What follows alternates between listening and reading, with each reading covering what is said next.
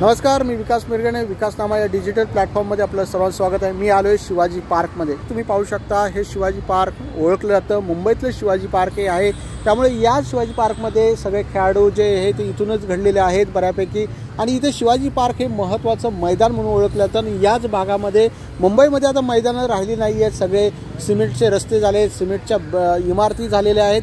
याच अनुषंगाने जे आहे शिवाजी मैदानाला खूप मोठा इतिहास आहे. अनेकांची सभा जी आहे शिवाजी पार्क होतात.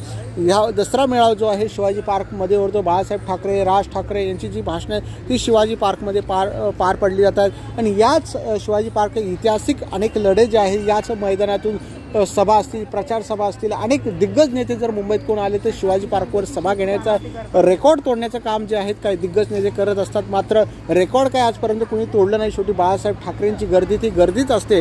शिवाजी पार्कवर आता पाऊस सुरू आहे त्यामुळे पूर्ण चिखल झालेले आहेत. आणि शिवाजी पार्कावर आल्यानंतर पहिलं घर लागतं ते राज ठाकरे यांचं. आपण पाहू शकता हे राज ठाकरे यांचं निवासस्थान आहे. आणि याच निवासस्थानी राज ठाकरे आपले परिवारासह राहत असतात. आणि आजूबाजूलाही त्यांची इमारत आहे. त्यामुळे राज ठाकरेंचं निवासस्थान आपण जे आहे ते विकासनामाच्या माध्यमातून पाहू शकता.